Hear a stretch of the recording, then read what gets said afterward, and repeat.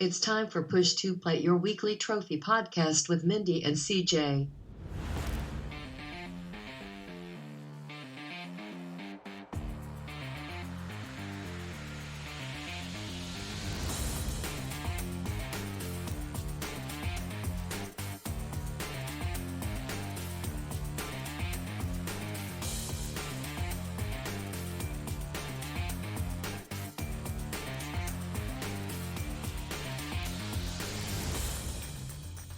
Hello, listeners, and welcome to episode 52 of Push 2 Plat. It is my pleasure to be here today speaking with you wherever you may be.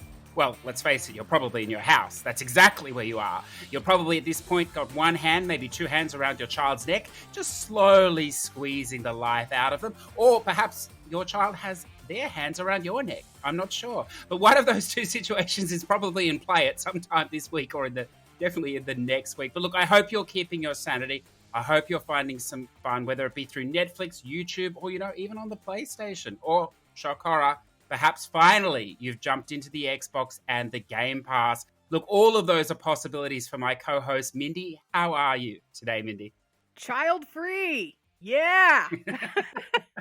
We've had some family issues, and right before all this started, my siblings came into town with their spouses and children, and they are all staying at my parents' house. We all each had bedrooms in that house, right? There's 3 of us. So there are, 10 people in that house now, which is fine when it's like Christmas and it's like 4 or 5 days. But I'm just kind of sitting there and I'm in my apartment. I'm like, I don't have to teach these kids. I don't have to deal with them. Yes.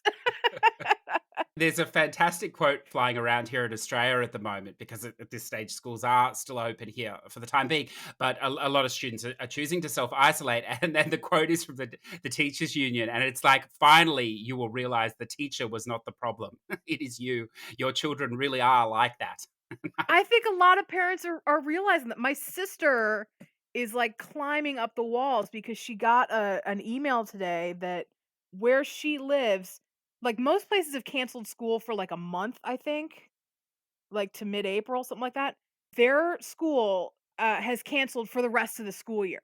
Mm. And the only other place I've heard that happening are colleges, like big colleges are doing that. But she is livid because I'm like, well, I'm sitting here and I'm like, well, then you should have had kids. So, Mindy, we've got a few questions that have come in over the last few weeks slash months. Perhaps now is a good time to turn to them. Could we start with a previous guest, Lawless Llama's question? And he asks, Mindy, what was a game, y'all? I still can't do that. Y'all? Y'all, Okay. y'all, Y'all. I just don't have a y'all. good enough accent. What was a game y'all were initially suspicious of before giving it a try for yourself and loving it? Huh. That's a that's a really good question. Well, I mean, being a completionist, aren't you sort of a little bit suspicious of every game? To an extent, this is really gonna bother me, actually. Because I feel like no, I really feel like I should have an immediate answer. And I'm just drawing a complete blank. Well, perhaps this is an invalid question. I don't know. It might be an invalid question. I will say I'll go old school on this, and I'm gonna go 16-bit JRPG, and I'm gonna say Secret of Evermore. I feel like I've said this in the podcast before, but Secret of Evermore gets a lot of hate Mm. because people think that it's the reason that the West didn't get Secret of Mana 2, and that's just not true.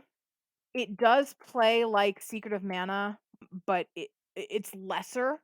I'm not gonna say it's better than Secret of Mana, it's not, but I think it's actually a pretty fun game. So I guess that stands up more I guess that's more in the category of games I will stand up for that maybe other people wouldn't.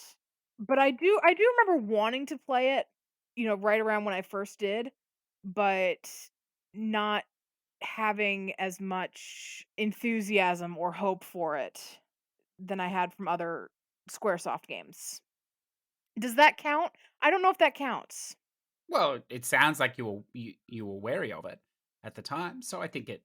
Well, have a think. You might have another one. I think Llama. I think I'd probably go with MMOs as a genre. I was very suspicious of those because from a young age, I knew those were massive time sink games, and I didn't want to get. Ironically, I didn't want to get sucked into something like that. So I think I've always been suspicious of that style of game just because of those elements. So when I started Final Fantasy 14, thank you, listeners, I worked it in again. When I started that game, I was very conscious of the fact that you could lose hundreds of hours, and I was like, that won't happen. Who would do that? But I think what I've learned from those style of games is that while you spend hundreds of hours in them, it's not like you spend hundreds of hours in them in a month or a couple of months. It happens over years. So you don't notice, Mindy, the slow decline of your mental health as you spend more and more time in these games because it is progressive. So I suppose I was very suspicious. But then on the flip side, I'm glad that I played it because I think the depth of the story and the depth of the mechanics that you get to know when you spend so much time in one game over a period of time is very valid as well. So I think I was definitely initially suspicious of that genre and that game in particular, but I'm glad that I did try it. And I think, as everyone knows, I clearly love that game now. And I feel that, I mean, I only play that game in short chunks. I still haven't played the main story quest updates that have come in. I'm hoping to get to that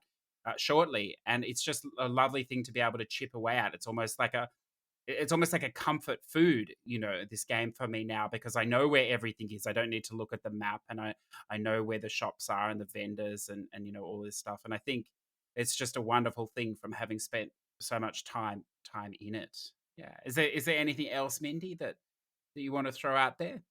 I just want to go to something, and I don't really think I have anything specific, but in terms of what I think my answer to this would be if I had a real answer to it would be a game that has shifted genres.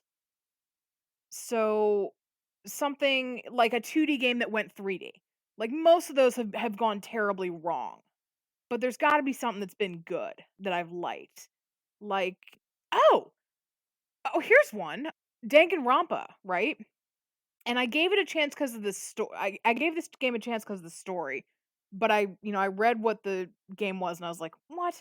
So the first two games are very much visual novels slash point and click, right? And then the third game was, which is called Ultra Despair Girls, is a third person shooter. And you look at it and you're like, what the hell? This isn't what? But I gave it a chance because I was invested in the story and I was invested in the characters, and it is some of the same characters from previous games. And I actually really enjoyed it. I don't like it as much as Danganronpa 1 and 2, but I did enjoy it. So I think oh, yes, I had a good example. But I think generally my answer for that kind of question would be something that has attempted to shift, like majorly overhaul gameplay or even genre and, see if it worked or not. Okay, now I have one I want to throw at you then because I think you've played this, but correct me if I'm wrong. The Final Fantasy 15, not the actual main game, but that little thing that came with it, I think at the time, a King's Tale, which was a 2D side-scrolling platformer. Did you play that at all? I haven't played it yet. I Ah, downloaded it because I think it was free mm, at one point, mhm. but I no, I have not played it. See, this is sort of, I suppose, for me along the lines of what you were just saying. So I played 15. I really enjoyed that game, but I still have not been able to bring myself to play that King's Tale because I just don't think I can wrap my head around a 2D version with those characters. I don't know. It's just, I suppose I'm too suspicious of that, but it might actually be good. I don't know. Maybe one of us should try it sometime. Are you trying to drop a very heavy hint on me, or is this gonna show up on your trophy card in, like, an hour? No, no. Well, look, I think I should try it because I did do 15 or whatever.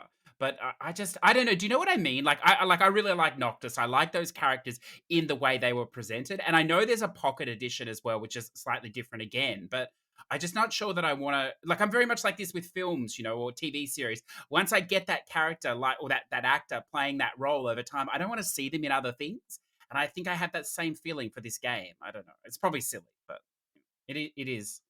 It is what it is, I suppose. Now, Mindy, I've got a special question here for you. It comes in from I'm going to say Kalai. Yeah, Kalai. I've just found it again. Ugh, A I know what previous this guest. question And well, is. it's a specialty question for you. You're the only one that can really answer it, I feel. And it is, what is the difference between a German horse and an American horse? I'm gonna say the same thing I said in the Discord. Video game representation. Most of the horse games are from German developers. Yes. Why is that? Why are there no American horse games? I I don't know. Actually, here's something interesting. The majority of horses, like domestic horses, are from two different breeds of horses. And one is European, and then one is, I think, American, which is interesting. I'm probably wrong on that. I One of them's definitely, oh no, Arabian and European. It's not American, Arabian. Would have been more interesting to be able to say that though. You should have just done it. No one would know. No one. Well, there'll No, be because somebody I out there, don't Mindy, like that would know. spreading false information. And that's right. And as a professor of the German horse racing, horse games, I always call them racing, but they're really more than that. They're encompassing. Yeah, it's fantastic. The interesting thing though is there's actually the Japanese have the Jockey Club series, I believe it is, which is more of a betting horse simulating game. So there are Japanese horses as well. We shouldn't forget those, Mindy. We just don't understand them because they can't speak English, but they do exist. I mean, I don't understand German either. No, but don't you have an affinity with those from the amount of games you've played? I do like that answer, that game representation. That's quite funny. Now we have a question here from Gaz Davis. Here we go. Given the hardware power of Xbox, what are the reasons it's an overall inferior console to the PS4? I think that's a you quit. I actually want to know what you have to say to this question. Well, I just think this is a Sony pony here that's lashing out because they're at the end of the poor end of the stick again. But look, I don't know. I don't know. Like, I mean, I think the reality is we're not going to see either of these consoles this year, most likely now. Although Xbox has set a date for towards the end of the year, we'll have to see. But look, I don't know. I mean, Mindy, I don't know if this affects you or not because we haven't talked about it. But a PS4, well, PS5, I should say, will become backwards compatible. But the level of backwards compatibility is still very unclear. It definitely is not going to be all the way back. Does that matter for you? Like, do you want to play PS1 and PS2 games on a PS5, or are you happy just to let those go? I mean, it would be nice. This ultimately this all goes back to me for me to that argument of abandonware and video game archiving and the morality Mm, or the ethics of emulation. So it would be nice to have one console that supported everything, hmm but Sony's not going to support PS1 and PS2 and PS3 on the PS5 because they certainly didn't on the PS4. Where this breaks down for me is, will they go after you for attempting to archive these games digitally? Because at some point, the PS3s are no longer going to work, right? The only PS3s you can really buy now are secondhand. Sony doesn't make them anymore. So they don't make any money anyway. Whether you buy it completely legit from secondhand market and you have physical copies of everything, or you download a ROM. I'm kind of flailing around here. I never expected PS3 compatibility, backwards compatibility. That would have been nice, but I understand why they wouldn't do it. It would have been suicide if they didn't do PS4 backwards compatibility. And my understanding is that it's most but not all PS4 games will be backwards compatible with the PS5. Yeah, I think that's initially they said the 100 most played games or whatever else, but I think since then it's been broadened out, and I imagine it will cover most, if not all, over time. But I mean, I don't understand, Mr. Gaz, how you can argue that's a positive for PlayStation when Xbox has that all the way back, and the new system will go all the way back. apparently. So that's interesting. And the other argument I know you Sony ponies that are listening are gonna throw at me later on is the fact, well, we have all these exclusives, Mindy. We have all these amazing games, Horizon Zero Dawn, it's amazing, all this stuff, and like, yes, this is of course true, and if you mortgage your house, to buy the new Xbox or whatever else, then all you're going to be playing on it is Halo and Forza, most likely on day of release or whatever. But coming in the next year or two, I mean, they have massive number of studios, so there's going to be plenty coming. So I don't really buy that argument. But look, as always, Mindy, I think maybe buy both. Why not? Mortgage both houses, mortgage all your houses, mortgage everything you have, buy both, and you'll be in a disastrous financial position, but you already are now, so it's not going to matter. And you can play on both systems, and I think it's a win there. So I'll endorse that. I think you give terrible financial I, advice. I'm not a financial. I'd like to disclaimer: I am not a financial advisor. But if you want to send me your money and see how I do, by all means, you can do that. It'll be a laugh for us. So we have a sensible question here that we'll wrap out of the questions today, Mindy. And this comes, I believe, possibly from Cuddles. This is an older question, and it's dated from February. It says today is the International Day of Women and Girls in Science. So this was back in February, listeners. But the question is, what's your favorite game made or developed predominantly by women or a lady? Do you have a favorite game or series? I suppose. I mean, you should know the answer to this. I know that, but I'm going to make you say it.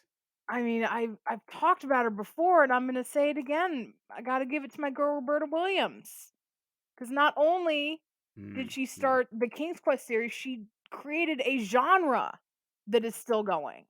So it's not just that she had this, really successful series in the 80s and early 90s. It's that she created a genre. You gotta give it to her.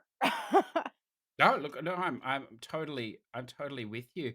I'd probably, for me, I mean, obviously, I agree with Mindy, but I mean, if we're looking at someone releasing more recently, I'd probably go with Joe Mia Games, the Sea of Solitude. So this was a female led team or whatever. If you haven't played this game, it's quite exceptional. It's very moving. And then also, Mindy, the other day, well, the other day, listeners, a few weeks ago, I did some reading on Annapurna Interactive, the publisher, the company, and like, I didn't realize they're across everything. They're across film and everything else, but that is also founded and chaired by a lady as well. So fantastic. I don't know what I suppose my favorite developer, oh, not developer, more publisher, I should say. Although they do some in-house developing as well. So I don't know. Is that enough questions, Mindy? Shall we move on, I want to give a couple more honorable mentions here. please? Let's shout out to Amy Henning, or Mm. Hennig. I always get it wrong. Hennig, who was pretty high up in Naughty Dog. She wrote for Uncharted and I think Jack and Daxter. And a cancelled Star Wars game. And she's been around for a while, actually. I think she worked on oh, what's it called? Uh, PS1 and 2 RPG. Legacy of Kain. That was not obviously Naughty Dog, but she did work on it. So, quick shout out to her there. And also, kind of tied in with Roberta Williams here is Jane Jensen. Jane Jensen also worked for Sierra. She did she's most known for Gabriel Knight, which I believe I've talked briefly about Gabriel Knight, at least the character on this show before. But Gabriel Knight is kind of a darker point and click series. There's 3 games and a remake. The remake came out a couple years ago. But she's a pretty good writer. She actually wrote she wrote what is generally considered to be the best King's Quest game, which is King's Quest 6. She kind of took Roberta Williams's moon logic and made it make sense from a gameplay perspective. So, the puzzles in these games were no longer seemed random. They were a lot less frustrating. Like the old Rumpelstiltskin puzzle. Exactly. Exactly. That's good. The creatives need somebody that's a little bit grounded as well, I think, to to link it to Mhm. reality. Yeah, that's good. There is actually one more question here, Mindy. I didn't see it because it was tucked away. It comes in from Patreon producer Zeta or VP. I think it's more of a statement than a question, but we should acknowledge it. Okay. And he just says here, why are there no Finnish ponies as emoticons on the Discord? And look, that's very valid. 'Cause we got the German horse, and we only have so many emoticon slots. Oh, okay. So we've got to balance them out first, sir, and then you can have your Finnish pony. We'll we'll see what we can do there. We can do there for you. But look, Mindy, Also, there are no Finnish pony games. there probably is. There's probably one somewhere. There probably are. There goes this afternoon, listeners, as I delve into the Finnish pony game genre. I hope there is. That would be fantastic. But before we do that, Mindy, why don't we turn to what you've been playing? So we haven't heard from you for a couple of weeks. So I'm very interested in what you've been up to. Sure. What was the last thing I talked about? That's a really good question.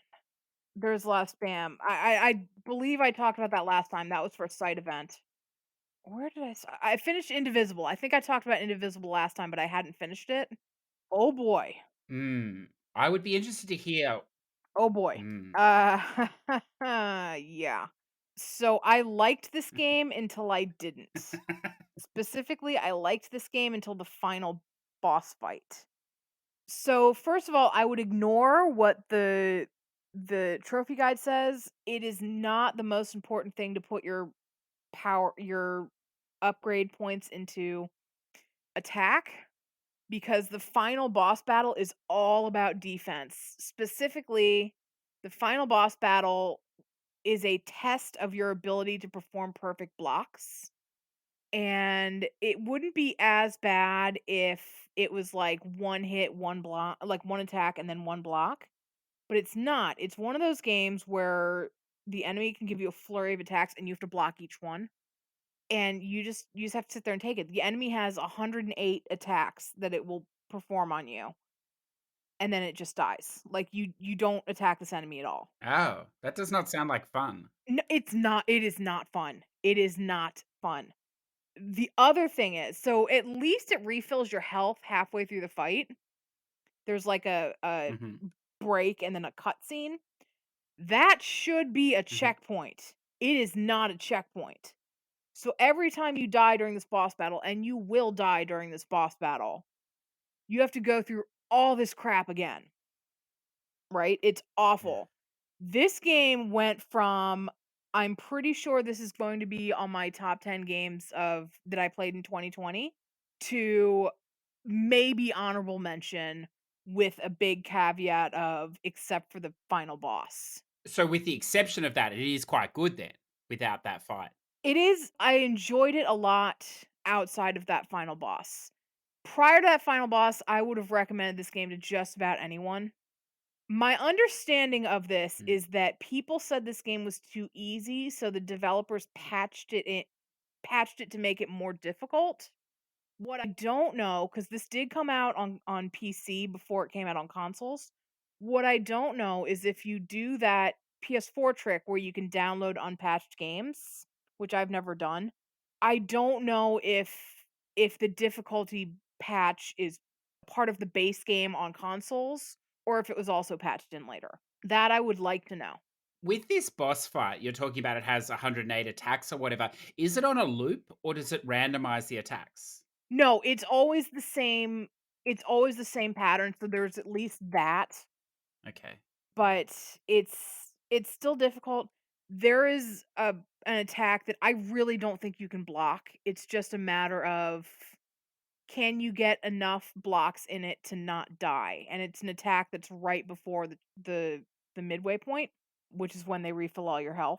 So my biggest pieces of advice on this would be, don't slack on your attacks, but I would back up your save, max out your attack, go back and put because I was on like there's 5 levels. I was on level 3 defense, I believe, and had a hard time with this boss.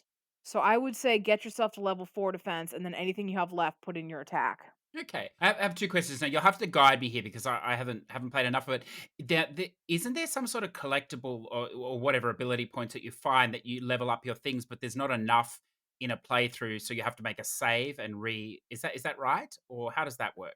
I don't know if there's enough in a single playthrough. It would be more time consuming and a little more difficult to get all of the ones that are available for sure, which is why, it is Mhm. advisable to, level up each once or twice and then just start stockpiling stuff until you have enough to level up the more expensive one. Because I think defense is generally more expensive than the attack. Back up your save or just make a separate save. Mhm. Max out your attack, reload your save. Mhm. Max out one, reload your save, max out the other, and get both of those trophies. And roughly how long would you say this game is? Oh, I mean, Last boss it's dependent. still, at its core, it's still an RPG. So I would say Mm. uh, 15, probably more like 20 hours. So it's not a short game, but it's not a, 40 to 50 hour grindathon. Games interest me for a while, so that's interesting. It's very interesting to hear about the end. Now, I'm really excited to hear you talk about the next one, if this is the next one, because I really like this game. But then in the back of my mind, I was like, oh, she might have hated it, and now she's just going to smash it. So I'm I'm looking forward to seeing what you have to say about Riverbond. It's cute. Mm, mm, Riverbond. It's a cute little game. It's cute. I see why you like it. It's a really easy kind of pick up and play for 20 minutes kind of game. It is a little annoying that there's no checkpointing in the state. So like there's checkpointing if you die, obviously, but each level has like 5 or 6 is comprised of 5 or 6 mini levels. And my understanding is you have to do all of that in one sitting, or, when you continue, you just have to start that level over again. Granted, each level will take you about a half an hour, so it's not that mm. difficult to do it all in one sitting. But that is a little annoying. That's not to say that you're screwed if you die or anything. It puts you right back at those, mini Yes. level checkpoints. It's just that if you actually turn off the game, you're you'll have to start the level over. The DLC is free, which is nice. It was just patched in. Yeah, and a DLC that does, I don't know if you needed it or not, but it can help for the trophies too, because it just gives you more stars and more weapons, and characters and stuff like that as well that count in the base game. I don't know if you already had those trophies before you started the DLC. I did Mm. have those trophies. There is a decent walkthrough over on I think it's True Achievements, Yes, yeah. which you don't really need. These stages are not big at all. Mm. General rule of thumb, if there is a wall, like the border walls, if there is a border wall in the stage, the coin and or star is probably on top of it. Yes. Well, it's true. Yeah, yeah, yeah. And general rule of thumb is there is one of each in each stage. So there's one coin and one star, except for there's one stage where there's two, and then one or two stage when there's none. It is annoying that there's no way to tell which stages you have picked up these collectibles, because I do believe you need to get most of them for these Mm. trophies. Yeah, it was almost all of them before the DLC, so I know it's given you a bit of wiggle room, but yeah, as you say, it's not too bad. One thing that I found disappointing about the game, although it makes it very easy, is that at the end of each of the stories, if you like, or levels, there's a boss, a main boss, but you can basically just button spam him, die, and then run and do it again, and his health keeps going down. So there's no real negative. In fact, that may be the biggest positive strategy in the game is just to do that. Yeah, that was pretty awesome. Yeah. So you like that. I did. Yeah. I don't know, I would have liked a little pushback, I think, because I mean, every story finishes in the same way with the boss fight, and you do the same thing. So in some ways, I found that bit the most boring of it. I thought the little exploring around the pixelated world was quite fun, but the ending. But yeah, it's a I really mean, I cute would I game. would try to defeat them legit. I'd have a decent range, like a gun. Mm. And I'd try to beat him legit, and then at some point I'd be like, "No, I'm just gonna run up and smack you." Yeah. Well, it's the quickest method, I think. So I like it. Yeah, Riverbond, and that's actually free on Game Pass as well. If you have the Xbox and you want to check it out. Where should we go next, Mindy? Well, let's go into visual novel territory. Excellent. That's always a comforting place. We're gonna talk about Akash, Hmm. Path of the Five. Yeah, it's like a fantasy visual novel. The writing's actually not that bad. It's not. It's like a fantasy world. You're an elf, and apparently, like, female elves are like super rare.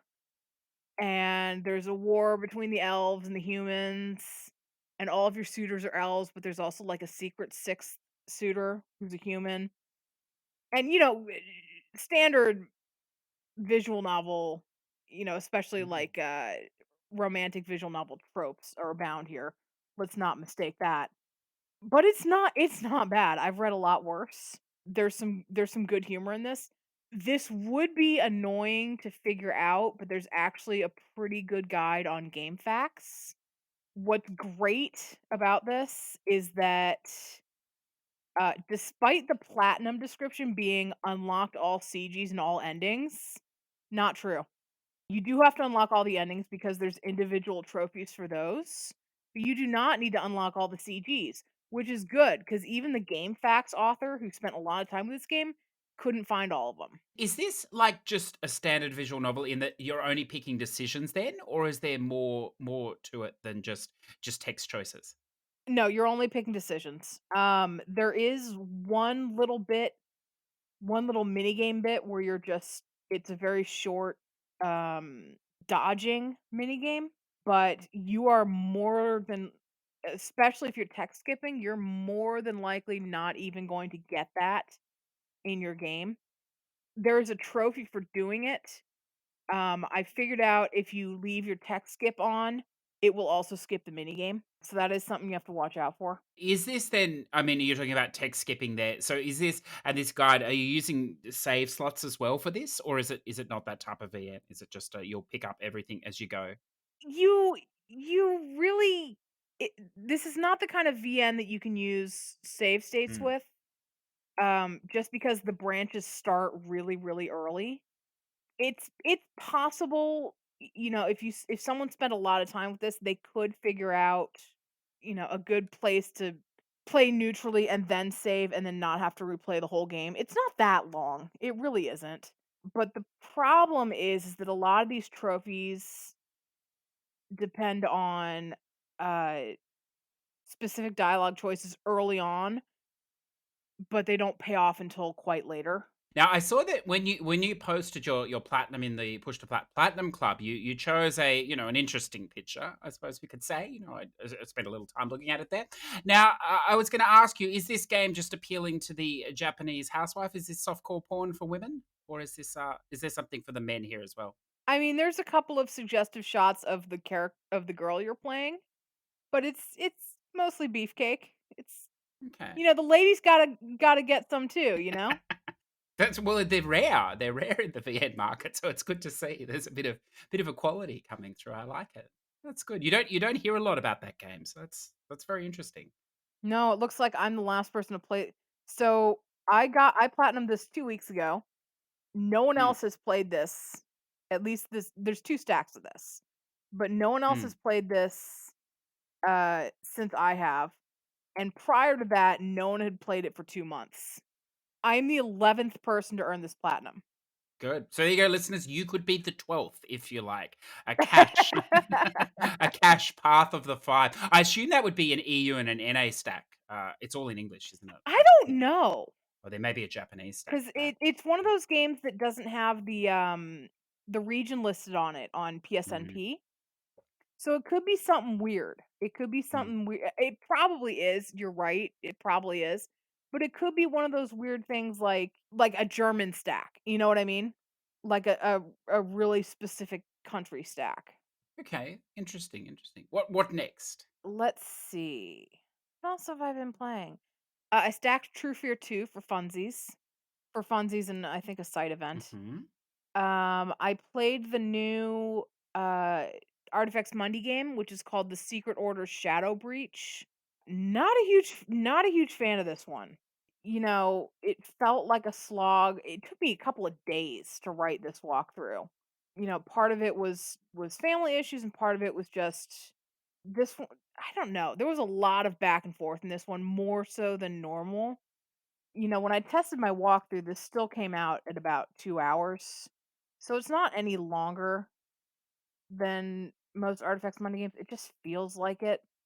It's not helped by the fact that while you can play on casual, we are back to don't skip anything, don't use any hints, and oh yeah, you have to play the bonus chapter, Oh, this is this one that you were talking about the other day. which we haven't seen in a little while.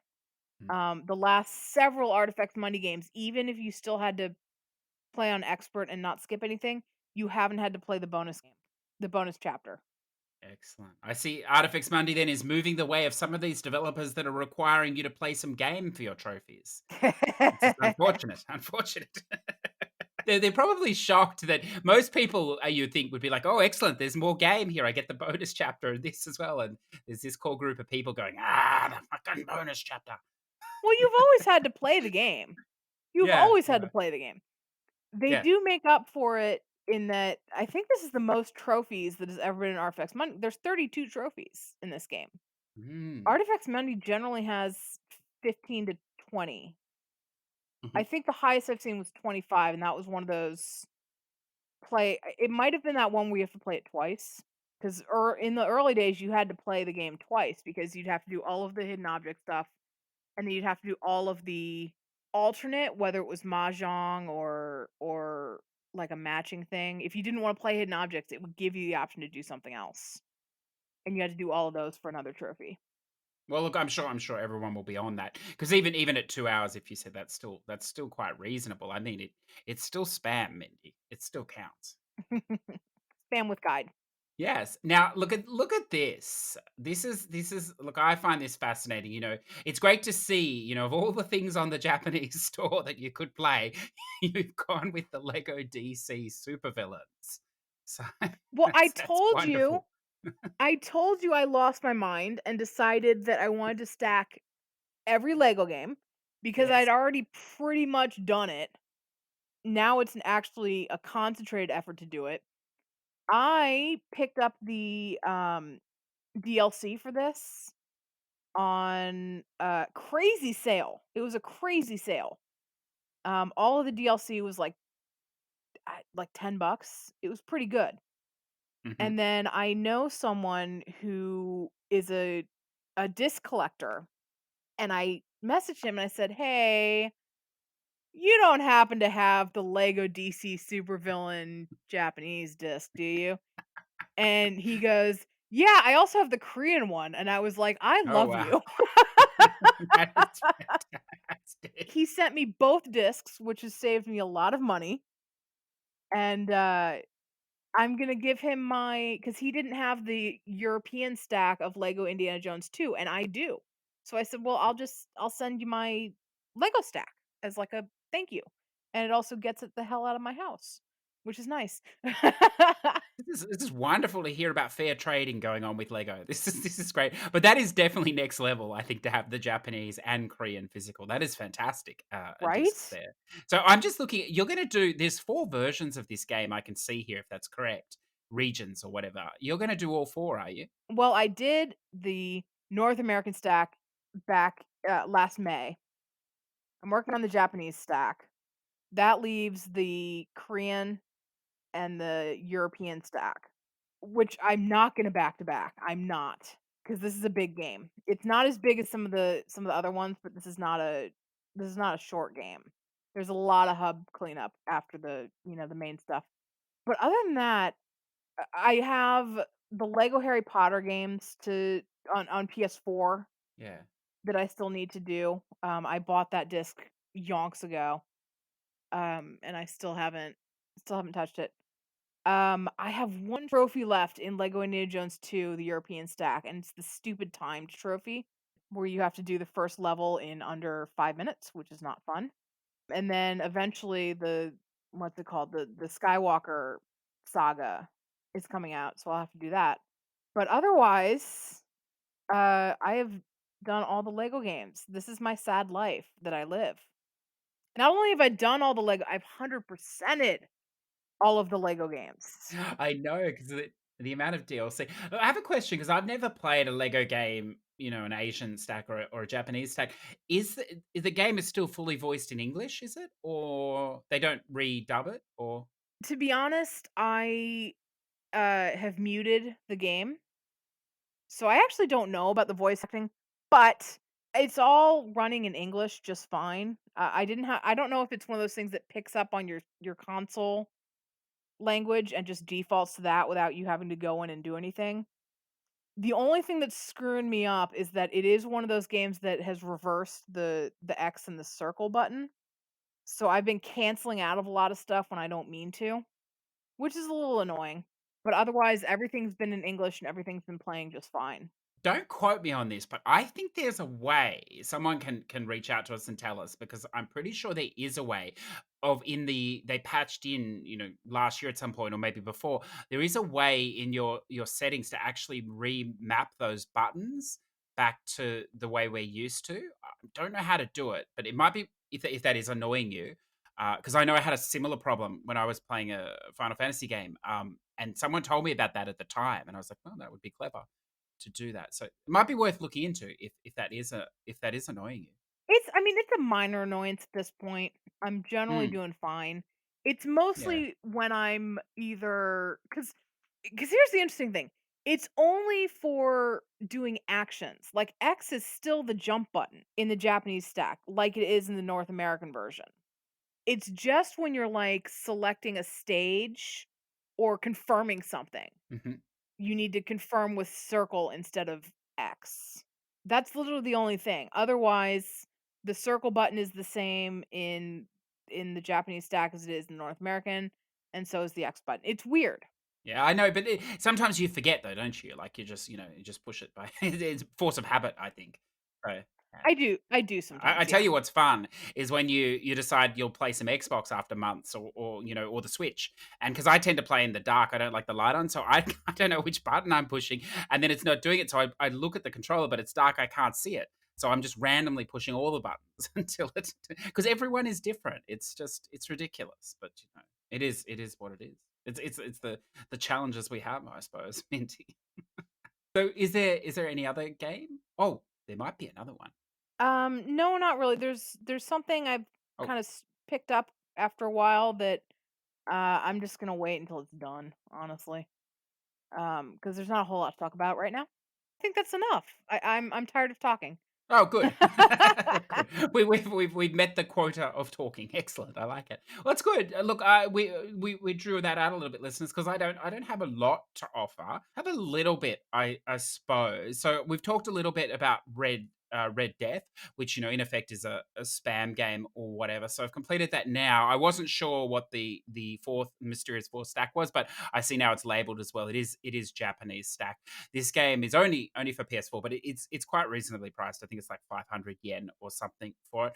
Plat can be done in 20 to 30 minutes or so. What I'd recommend with this game, because it's a little frustrating the first time because you're just learning the enemy patterns, I think, because you need basically a flawless run through the first sort of 6 minutes of the game to get that trophy for 80,000. You could get it if you keep going after the 6 minutes, but the problem is you'll probably die if you don't have a flawless run. Just the way the pickups work, it becomes difficult. So once you've learnt the pattern, which takes a few runs, you might be better just to do as many of the stacks in a row as you can.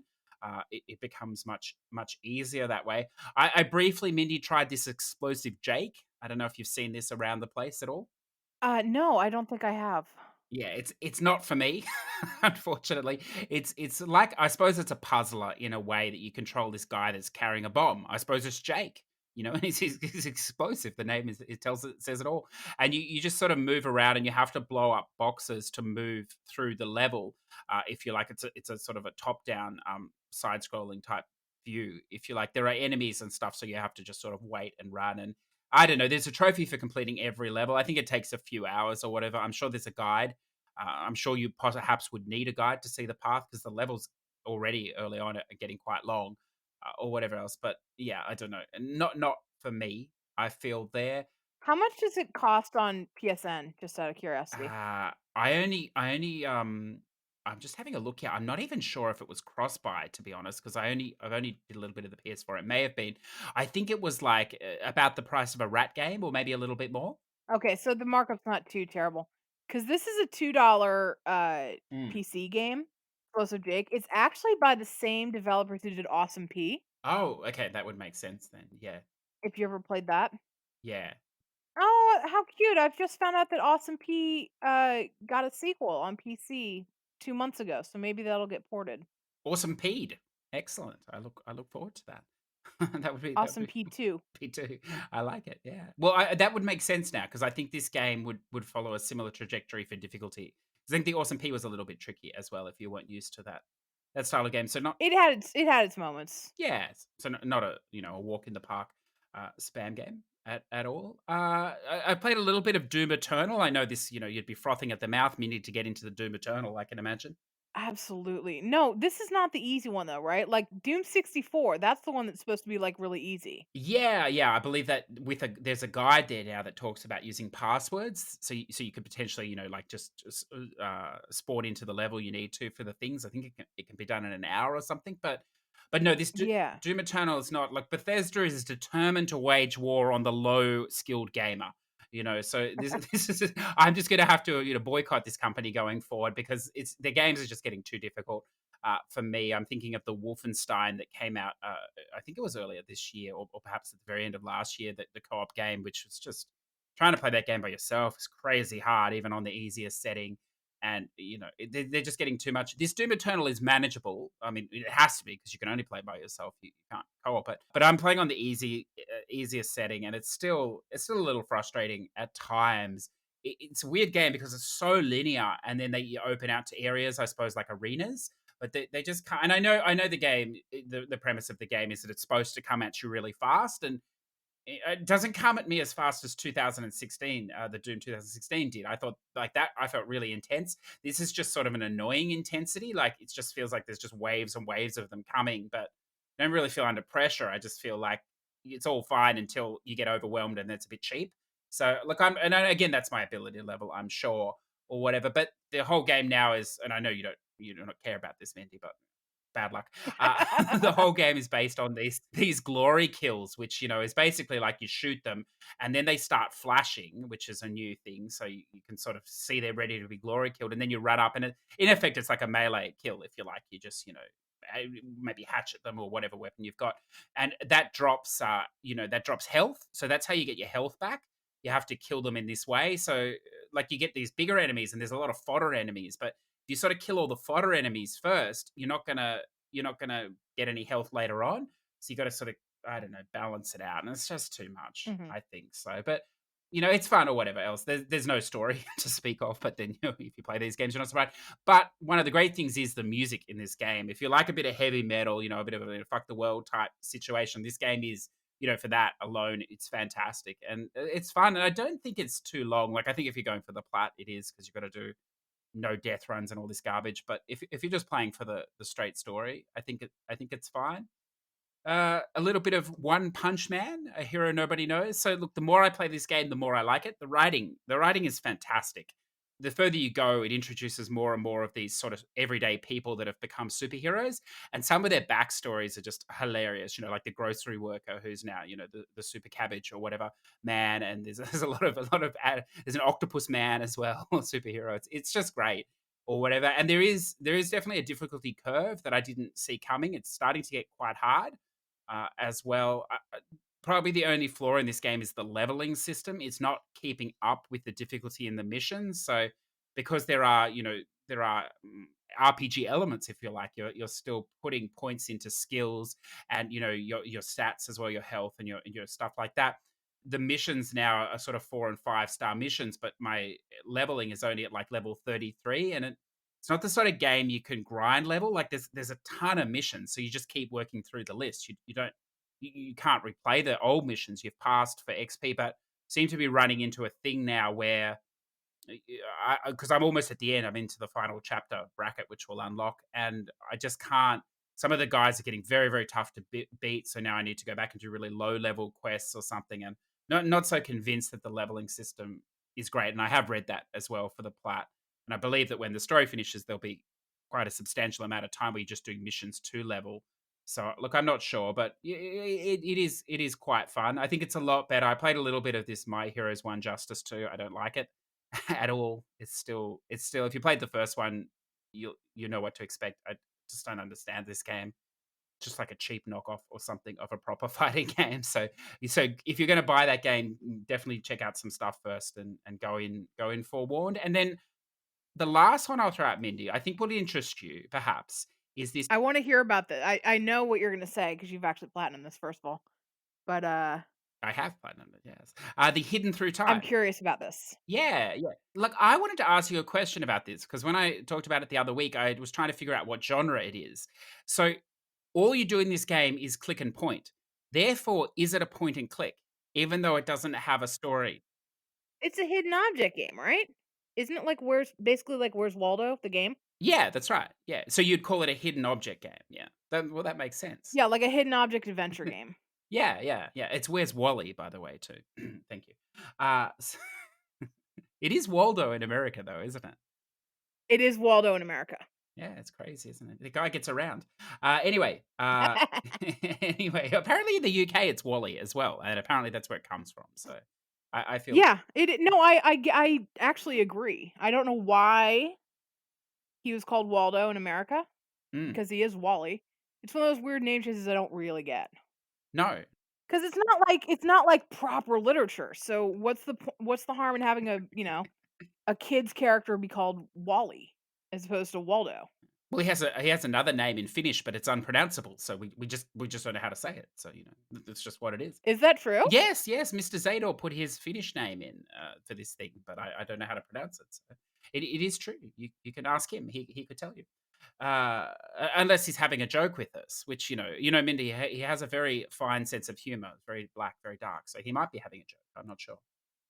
We'll have to. Might be having a go. He might be, but I believe him on this one. So, look, what is this game? Well, it could be treated as spam, listeners, if you want. There is a wonderful video guide by Dino Raw and a collaborative, or sorry, not a collaborative, a wonderful standalone text guide by Velvet as well. So you could use both or either or whatever you like. I actually, I saw Velvet's one after I finished, and Mindy, she's done all the pictures of the levels and circled where they are. So potentially that's actually probably even easier than the video guides. So that could be a wonderful way to do this. The majority of this game, if you wish. So it does break up into two halves. There is a story mode, although there's no reading involved here. It's just a series of 6 or so maps that progressively, I suppose, get harder with more hidden objects and things going on. It's not a static picture. The people move around and things like this. Some of the things, Mindy, are like crazy small, like a speck of dust. So like it's a bit challenging to find. I wouldn't be able to do it. So literal pixel hunting. Yes, yes, some are super, and it also does this really cheap thing of sometimes you got to find a particular person or an animal, but they do a loop behind a house, so you can't actually see them for like they're not always on the screen. They're there for a few seconds and then they're gone. So if you're scanning quickly, you might not see it because it's not actually visible. You'd have to stay there for like 5 or 10 seconds to notice it come out. So it's a little bit cheap, and also, like, you're like, "Well, it'll be alright, CJ, I'll just button spam it, and it'll be fine," but unfortunately, it doesn't seem to work because it's very I mean, that would work, I suppose, but it's very specific. You have to hit right where it is, so just spamming in the general area or even close really close is not gonna trigger it, so look, but if you use the picture guide or the video guide, you'd be fine. The trophies just come for finishing each of the story campaigns, if you like, the 4 of them, and then you'll also get the naturally acquired objectives for the maps as well, because you have to 100% them to finish the story. Then the second part of the game, Mindy, here is just doing 50 online maps. This is interesting to me. Are these randomized? Like, what's the point of having online stages here? Well, you can make one yourself. Like you can make there's a map creator. So you can make a stage yourself and then you can publish it. So other people can play it if they want. So you don't Oh. design the assets, like you choose from but there's a lot, different people and objects and plants and stones and buildings, trains, everything. And then you can decide which things they've got to find in there and hide them. Of course, because it's online, there are some people that really like to fuck with you, so they hide them like in almost impossible to places to see places. So if you're only here for the trophies, my suggestion would be just don't go from the top picking online maps because some of them can be crazy hard. But there's some wonderful filters here that you can search for maps, and if you just search by completion percentage, there's well more than 50 that are between 100 and sort of 96% completed, and it's a pretty safe assurity that they'll be easy. I mean, some of those are so easy you can do in like a second or two. I was gonna say, if it's there's gotta be, like, made for trophy hunters by trophy hunters where it's just, like, one dude on screen, Yeah, yeah. Well, the interesting thing is, and you just have to find him. yeah, yeah. Well, the interesting thing is that it seems to be cross map sharing, if you like. So it's not only easy trophy maps, but there's a ton there for achievements as well. So obviously, the people on Xbox and perhaps PC that are making maps as well, it all goes into a giant pool. So there are a lot of maps. So don't I know last time when we talked about it, I said look for easy trophy or easy achievement, but I would literally just go for the completion percentage. The completion percentage completed games or whatever, and that will just scroll because there's even some that go by different names, and you'll easily find the 50 there if you just go for trophies or straight achievements in the search engine. It takes longer, and you might be a few short. But as I said, if you want to do it legit as well, you could. I think with that method, you could do it in 2 hours, the whole game with the guide or whatever, maybe 6 or 7, depending on how good you are finding the things. But it does get frustrating because some of them, as I say, are crazy small if you're trying to do it yourself or hiding. But yeah, yeah. I don't know if that would interest you or not. I have a trivia question for Mm. you. What do you think the Guinness World Record is for the most amount of Waldos in a single location? Oh, like real people dressed as Waldo. Yeah. How many Waldos? Hmm. Mhm. I'm gonna. Well, you'd think it would be in America, but it could be in Europe country. I reckon 'cause they're a little bit different. I don't know. I reckon a lot. I reckon 9,403. You were a little right and a little wrong. So Oh, I'll until take that. until 2017, so for 6 years, the record was held by people in Dublin, Ireland, That checks out. and it was 3,872 Waldos until 2017 in Nagasaki, Japan, Ooh. and it was 4,626 Waldos. So it has a big following in Japan. It's interesting. I could see the Japanese getting into that. Right? Well, Japan loves Yeah, their yeah, mascots. They love their yeah. mascots. So I can see why why Japan might go crazy for Mhm. for I Waldo, think we could get more Waldos. for sure. I think there could be more yet. Yeah, I wanna see more than 4,000, whatever. Just imagine. That'd be fantastic. Well, apparently in Colorado, there's something called the Waldo 5K because there's a canyon there called Waldo Yeah, Canyon. yeah. So they have a 5K every year where you dress up like Waldo and run a marathon. Mm. And they've been trying to break records, and they've been increasing in numbers every year, but they haven't broken it. I'm thinking, now that E3 is probably finished forever, there needs to be something to replace it. What about like Waldo Fest? That'd be awesome. Just everybody comes dressed in Waldo. Could maybe when everything calms down, that'll be like the next cultural revolution. There'll be Waldo movies and books. People will be like, "How do we survive without this as our, cultural icon?" I don't know. I don't know. We'll have to see. I suppose, Mindy. Shall we? Unless you have any more Waldo facts you'd like to share with us, shall we go over to the new releases for this week? Did you know Where's Waldo is banned in some places because one of the drawings has a woman sunbathing, without a top on? Oh, in the drawing. Mhm. Yes. No, that's unacceptable. Wait, yes, I can imagine. I can imagine there would be countries that would, it's fine that you have 1,000 Waldos all over the page, but yeah, having that would be too much.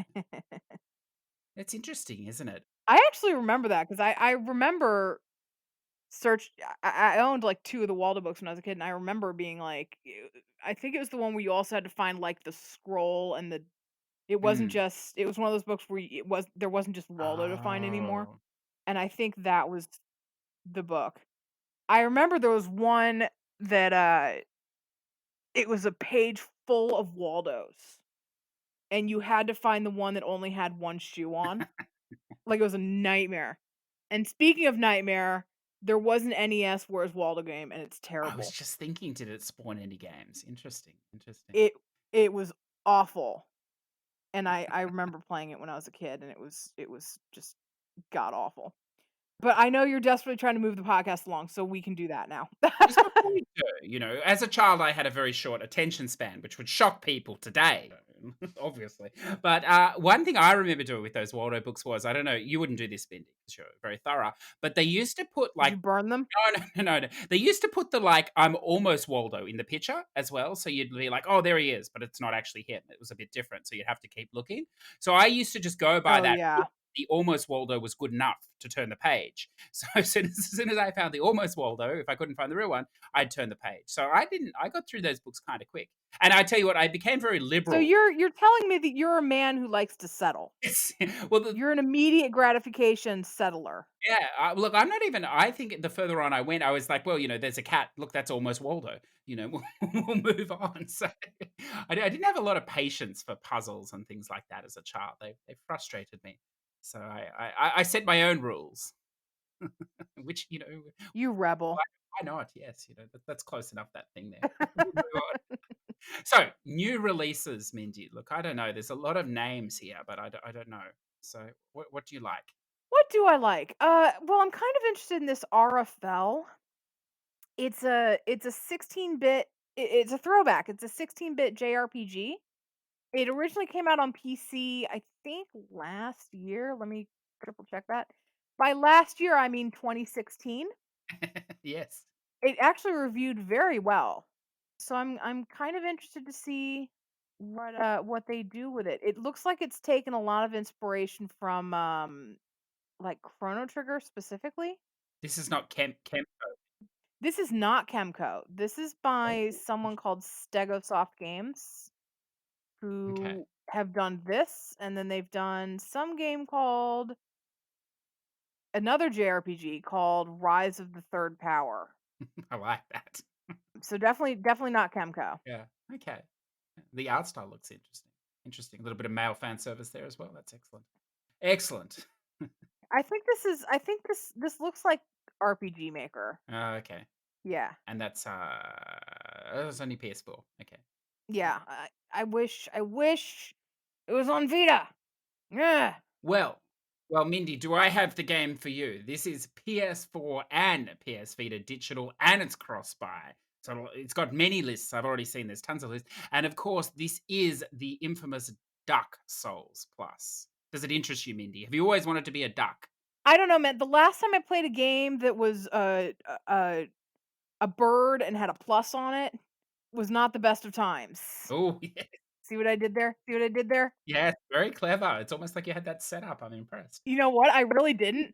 I knew you were going to talk about this game, but I really did not think about that until just when you started talking about it.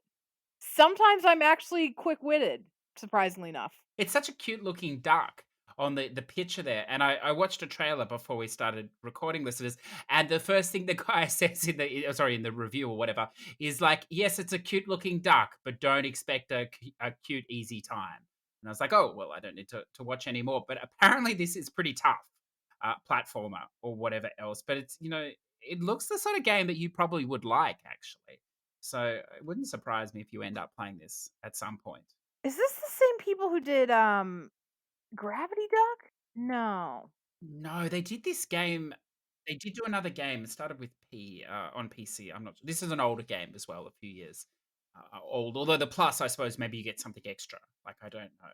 Maybe that headband has been added now. That lovely red headband on the duck. I'm not sure. I'm not sure. But look, I think it'll be reasonably priced. So go in forewarned. It looks like a spam list, but from what I've seen of it, it may not be spam at all. So be careful. Anything else, Mindy? Is there another one? Let's see. I feel like I had another one. I'll give a quick shout out, even though I don't have a VR. I'll give a quick shout out to the Room VR. I've played a couple of the Room games. They're like puzzle escape the room games. Hmm. Have been at least the three that I've played have been really solid puzzle Hmm. games. I don't know about this VR one. It's the first time they've done a VR room escape game, which could go, which could be pretty cool, or it could just all go terribly, terribly wrong.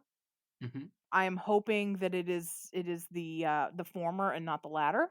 Problem with some of these games are these VR games, they're getting so bloody expensive. They're coming out as like full price AAA games. So I'm not sure what for your a couple of hours experience. So I'm not sure. But this one does look interesting. Uh yeah, we shall see. And then Mhm. what shall I throw? Now this one does look really interesting because when I woke up this morning, I thought, I don't want to read the news anymore. I've had enough. So instead, I'll read the PlayStation Store and see what's there.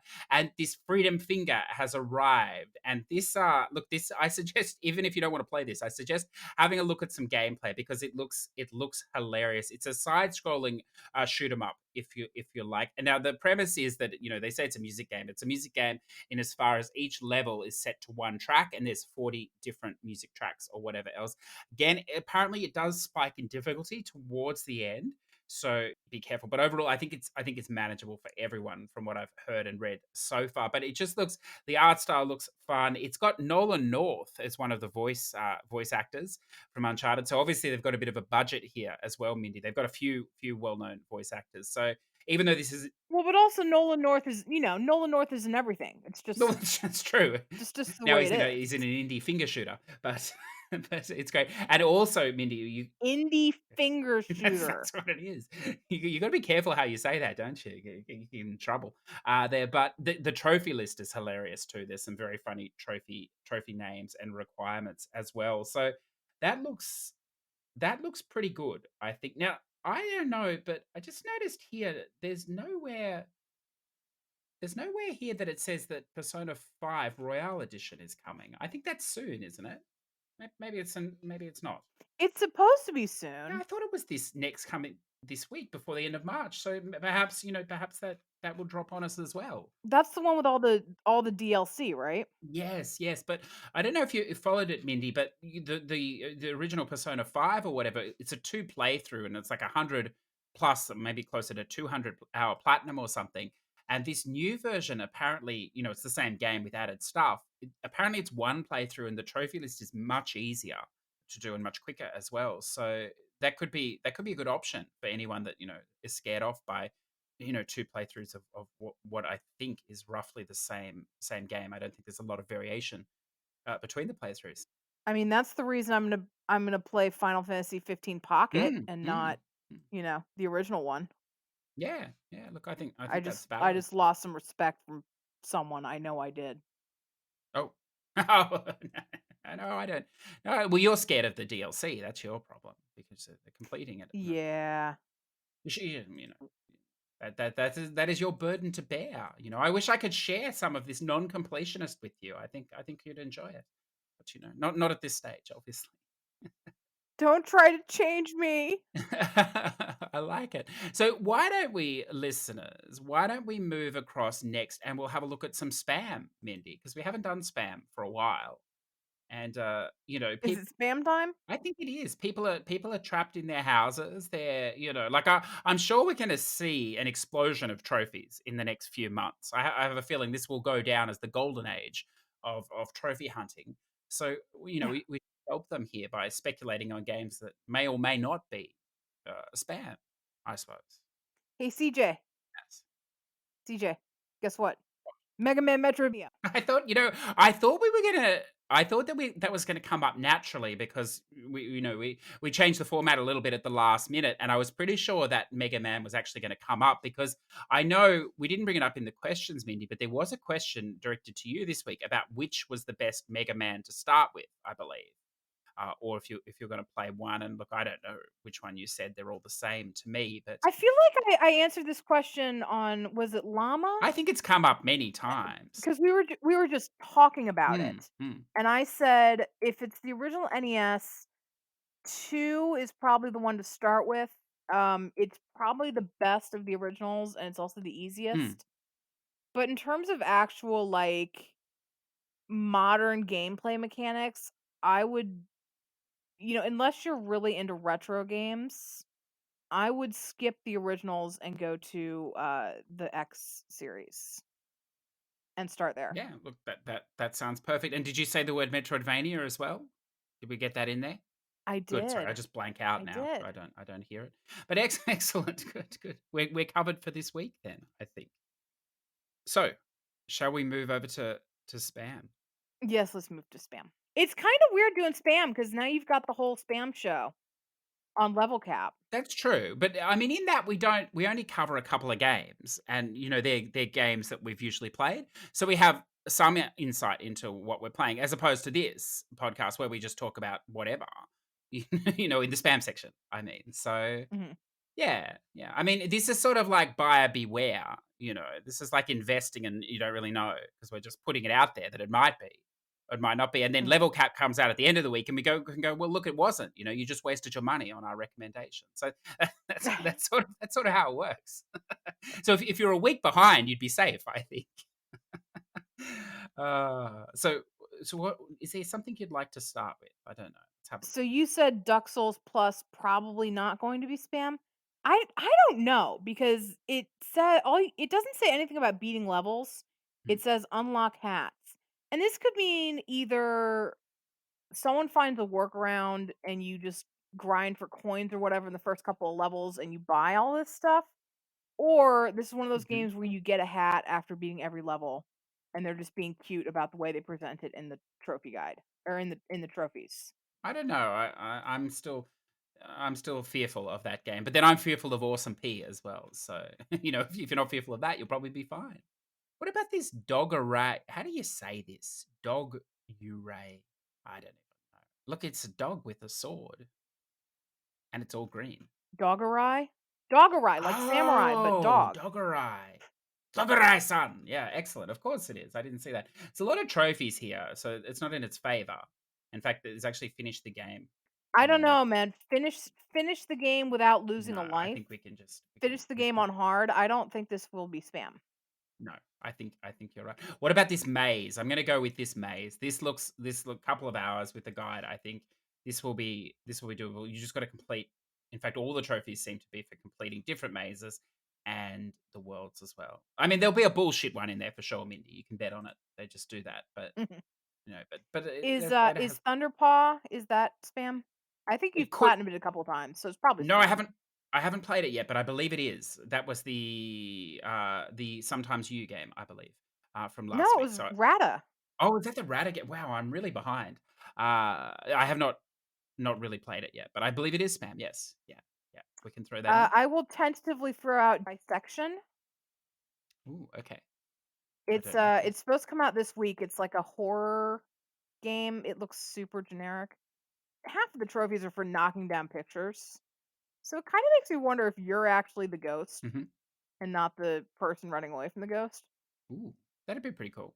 I will tentatively throw this out. Probably spam with guide. That seems all right. There is, I don't know if you saw this game, Mindy. It's a little bit of frustrating spam, this War Theater. So there's a guide now for this game. It's a free game that you can platinum in a couple of hours. It's like a strategy style game. There was an NA stack of it, and now I believe it looks like there's an EU stack that's permeating. Oh, this is the developer that did Mecho Tales Yes. Yeah. and Plague Road. Yeah. Yeah, I don't know. It was fine, but I played Mecho Tales and there was a crossover. It was like Mecho Tales and I want to say Desert Ash, something Ash. Oh, yeah, that's right. And that was enough for me. Oh, Pocket God versus Desert Ash. That was it. Mm, Which I think had some of the mecha characters in it, or it's just looks alike and it's not it at all. mm, mm, But that was Mecha Wars was enough. Oh, Mecha Wars Desert Ashes. That's the connection. mm, mm. I was kind of fine after Mecha Tales, so Yes. I'm good. Yeah. Well, you can stack that game on PS4 now too. I believe it's probably one of the cheapest platinums you can No get. thanks. Yeah. Oh, fair enough. Fair enough. Fair enough. And then, as we alluded to earlier, Doom 64 Doom can 64. be done in an hour with the guide. It's a little bit. I think it's setting stuff up. There's a little bit of trickiness in one of the trophies or whatever, but it's all detailed in the guide. And then just to well, the last thing I have, Mindy, if you have any more, the Foxyland and Foxyland 2. Now, this is interesting. This is a Vita release. This is a physical stack. Our friend Joe, co-host Joe, on the Push to Plat Level Cap, he's actually ordered this, I believe, from Play Asia. So he'll probably see it after well, if we survive in the next year or two, that'll probably arrive for him. So, and he was telling me it's all on one cartridge, both games. But what I find interesting, because I'm not gonna do something stupid like that and pay ridiculous to order it. But when this sometimes happens, the same stack ends up on the Japanese digital store. This has happened before, Mhm. so this could be something to watch for, because I would play this too again. You've played these, I think, haven't you? I played the first one. I think I said it's got heavy jumping controls. Like he never jumps as high as you think he's going to, and that can really throw your timing off on platforming. But I have played it. I also played Breeder Homegrown, which was I'm sure you've talked about. I liked it until the end of the game when it's revealed that there will be a sequel, and then I didn't like it. I do not think because they're really banking on this being like Eldritch horror, but then they're like, and there will be a sequel. I'm like, no, leave it. Yeah. Make a sequel if you want, but don't advertise the fact that there's going to be a sequel. To be honest, I didn't like that game at all. The only thing I really liked, I thought the sound design was fantastic in it, but the rest of it, yeah. I mean, I didn't dislike it. I like the idea of this game. I like the stories they're trying to Mhm. tell in these types of games. Yeah. I don't know. I don't know. Is it the best one I played? No, but I think it's pretty decent. It's fine. I mean, if you are going to play that and you haven't played it, because it is there's two stacks on PS4 and two stacks on Vita. Although I don't believe this is a cross buy, is it? I think you have to buy it separately here. For this, at least play one of the stacks with the sound, because it is good. It's really good. Maybe even wear some headphones. I was for an indie game of this style, I was quite Mhm. impressed. So if you're gonna play it four times or something, have a listen to one of them perhaps as you go through. But yeah, that's a lot of spam, Mindy. I think that's enough to keep people busy. Now, what I wanted to ask you, is now that we're as you've alluded to, your state is looking to move to lockdowns as well, and here in Australia, it's despite the slow reaction, it's still only a matter of days away. I think before we are as well. Is there is there something you're looking I'm forward still to kind of playing? shocked that your schools are open. Oh, look, there's many things that are shocking here at the moment, so that we'll just hope that we all survive survive what's to come. Are the pubs considered essential businesses to stay open? I think in most countries in the world they wouldn't be, but in Australia that is a valid argument that the the pub is. But no, I believe they're doing the same thing as America. I think you said that the bottle shops are still, or the liquor shops are still open there, uh, like the drive-throughs or the takeaways. I'm not sure. At least where I am, the liquor stores are still open. I think it's a state by state thing. I feel like I read a couple of states you can only get liquor at the grocery stores now. You can't just go into an alcohol shop. Well, look, it's been very slow to react here. The ultimate irony, Minty, is that Bondi Beach here in Sydney it's a bit of an institution in Sydney, if you like, and the government was a little unlucky. We had two very warmish days in a row for this time of year on Friday and Saturday, and of course, every man and his dog, dog, child, and whoever he could find, decided that it would be a great idea to go to Bondi Beach. So there were thousands of people on the beach, within 2 centimeters of each other everywhere on Fridays. So I think that tipped the government's hand into realizing how many fuckwits we have in this country, and idiots, and they starting to realize now that they actually have to do stuff rather than just hope people will do stuff themselves. That was going on down in Florida. People were still taking spring breaks and stuff. Yeah, well, they closed the beaches, I think, didn't they? It's like Jaws and their refusal to close the beach, Yes. Yeah, you know? yeah. Which it's terrifying that people still feel this way, but I think we're slowly starting to realize. I think being so far away from the rest of the world, it's bought Australia a lot of time. But I think also on the flip side, it's bought. Uh, there's plenty of coverage, but I think a lot of people are just burying their head in the sand. So Hopefully that doesn't. Well, maybe they thought all of the things there that can kill you would kill the virus. Well, that's right. You're still more likely to get killed by something else before that gets you here, I feel. But it's no surprise that, well, you're right, Mindy. It's just another thing to add to the list, it hasn't changed the danger of living in this country much at all, I suppose, when you look at it that way. But what I was alluding to is, we're going to have more time. Our listeners going to have more time. Is there a game in particular you've been putting off, or you think you might be dropping into in the next weeks/months? Yeah, I don't know. This is probably a good time, and I probably won't do it. But this would be a good time to pick up some longer games that I haven't played or that I put off. Like this would be a good time to go back to Red Dead Redemption 2 as much as I don't want to. Oh my goodness. Or even even Danganronpa V3. I finished that Mm. game, no problem. But after the game, there's a whole 100 level dungeon crawl game that you need to do for like 3 trophies on this list. And it's just a Mm. massive grind. And there's another trophy, a single trophy for it's called Masterful Development. Complete the ultimate talent development plan with every student regardless of rarity. Well, there are these like cards and that you can get and that unlocks the character in the to use in the dungeon crawling game. And it's every student from all 3 Danganronpa games. So that's like 60 cards that you have Mm. to get and then take each one of them because you can only do one at a time, each one of them through this stupid mini game that determines what their stats will be to go into the dungeon crawling game. It's so super annoying. So now would be a good time to grind out some of that. So, listeners, if you've had enough of just banging your head against the wall repeatedly, if the blood's flying too much, that could be a good alternative, Mindy. It sounds about as much fun.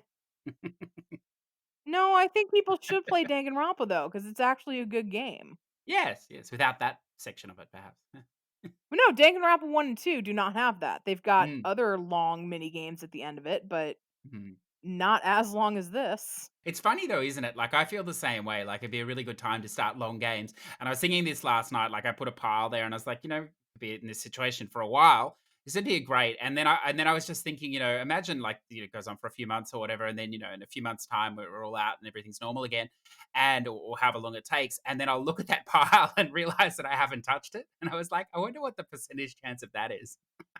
It's probably Pretty quite high. high. Yeah, I I mean, think. you could take this opportunity to finish Death Stranding. Well, no, I am. I'm still working on that actually. I've hit chapter 4 now. So it's sped up. Chapter 2 was really long. I warn people, brace yourself for that. There's a lot of garbage in there. But and I said before, Mindy, I have a sneaking suspicion I'm gonna like this game, perhaps at the end, but I don't know.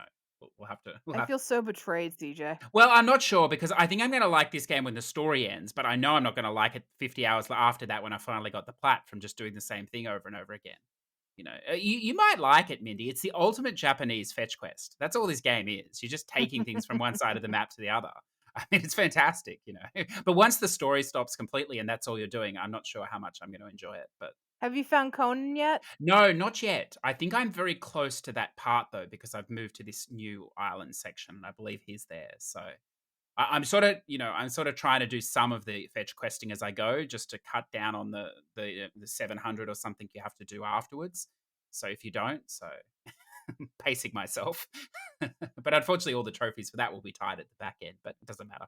We'll get there. We'll get there in time. So Mindy, let's move over to the Push to Plat Platinum Club shout outs. And remember, listeners, if you want to get your platinum shouted out each week, jump in to the Push to Plat Platinum Club on the PS4. It's a free community and post. Or as we said, if you can't do that, or if you prefer to post it through the Discord, there is also a channel there. And Mindy, we've also requested people if they'd like to post their first platinum pictures as well, because we're going to probably do an episode later on about first platinum pictures.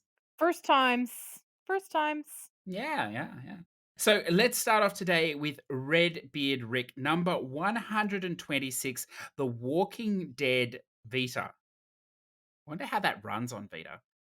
Mm, You know, I played it on Vita. It's as I recall, it's okay. Probably not as mm, good as I remember, but it's okay. just okay. It's not unplayable like, Batman on the PS3. Okay. Okay. Now I believe you have one of Rick's there as well. I do 127 Illusion of Lefalcia? Hmm. Ulfalcia? Hmm. It's L apostrophe P. Ulfacia.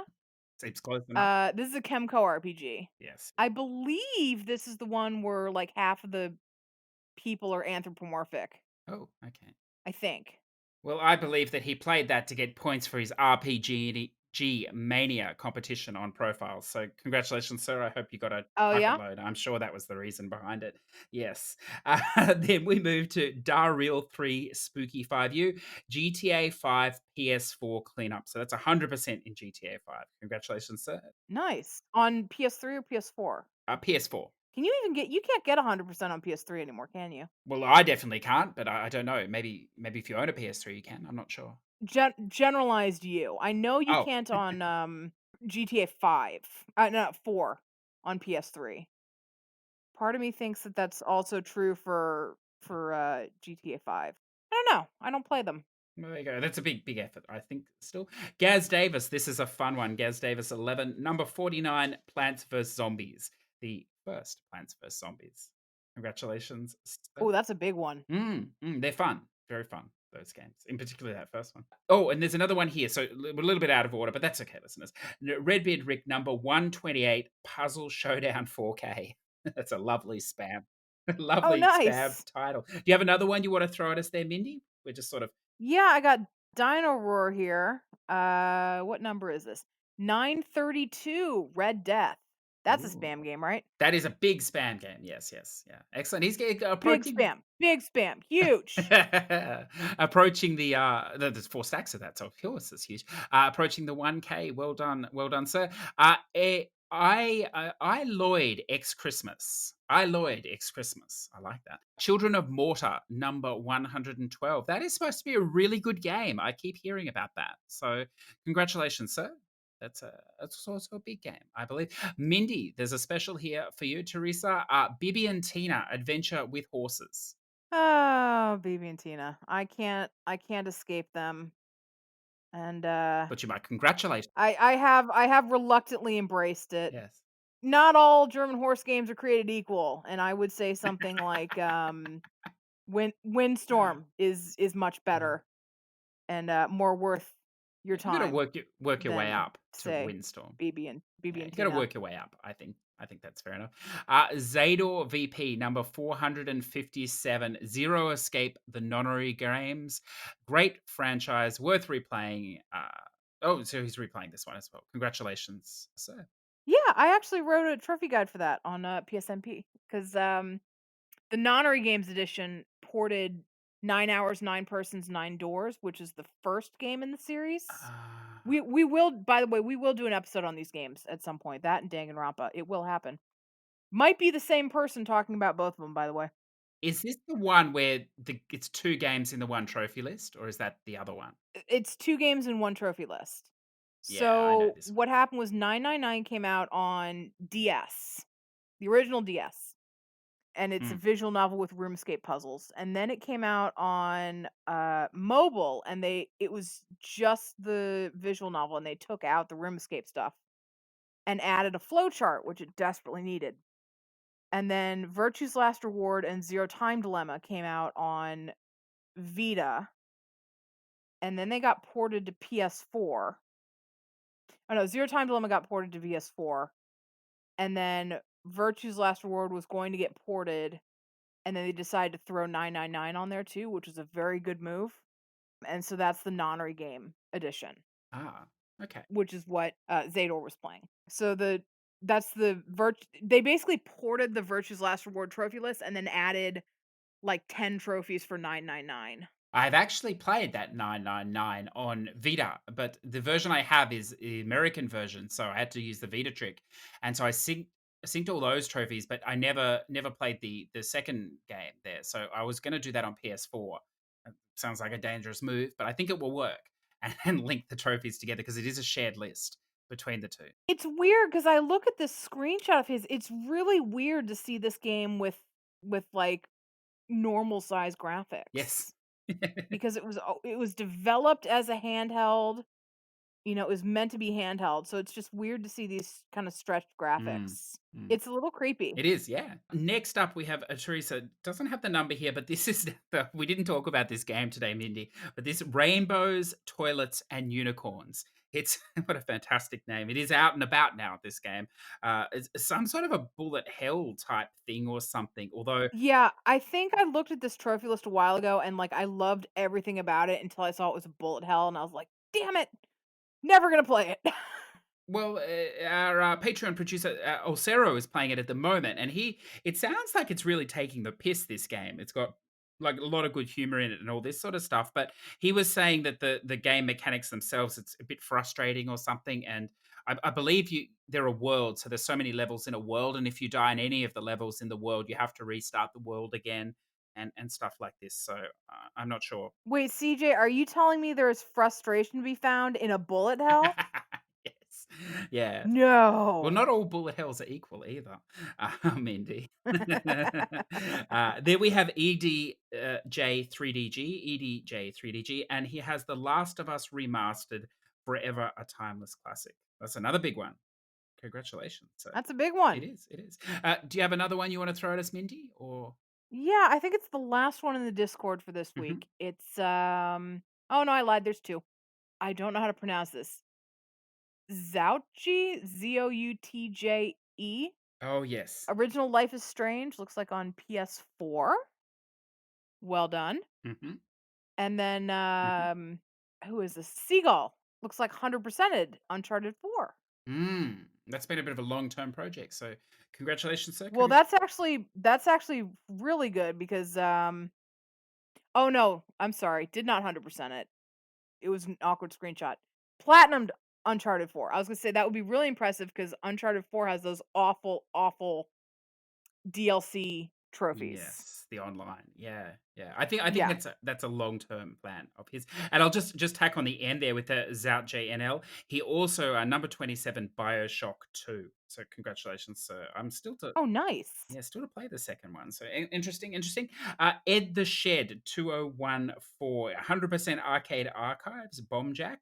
Brings back memories of playing this when I was younger. I'm pretty sure that's one of the ones you can do in like 3 minutes. So congratulations, sir. Plat number 74, Milehurst Quest. Although quick and easy, I really enjoyed this game. Dat One Seagull 241, which we've already addressed, the Uncharted 4 DLC. So look, that is a lot. We anticipated it growing perhaps over the next. Wait, Oh, did wait. I miss one? He did the DLC cuz that Oh, wasn't listed in the Discord. Uh, Did he list the DLC in the no in the DLC. He shout got out me. or in the He got me again. DLC coming next year. So Gotcha. yeah, so we anticipate a bit of an uptick in the games posted in the next few weeks, but we look forward to hearing and seeing what you are all playing. So Mindy, it's been wonderful to have you back again.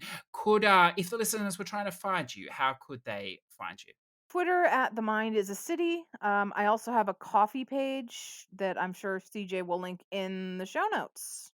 Excellent. And if you're trying to find the show, it is available on all good podcast providers. If you'd like to reach out to us and say hi, you can do so on Twitter at push the number 2plat, or send us an email at push2plat@gmail.com. But for the easiest way to find us, jump into the Discord. It'll be in the show notes. There's plenty of game talk and look, just a bit of everything in there, I suppose. So look, it's been a fantastic chance for us to talk again, Mindy, I suppose, is what I'm looking for. I've really enjoyed today. Listeners, obviously, as we said, a lot. Did you miss me? Well, I don't know. I wouldn't go that far. Did you bring Ugh. did you bring me a present then now that you're back? Why are you like this? Look, so listeners, we will persist till next week unless one of us kills the other over the online. But if that happens, that'll make for exciting listening, I am sure. Take care, be safe. As always, I'd like to take just the moment to thank our Patreon producers, Sprunky, Scottish Noob, and Zador VP. Without your support, we wouldn't be able to put this thing together each week. So we all very much appreciate that. Take care, earn tons of trophies, stay safe. We'll see you next week. Bye. Bye.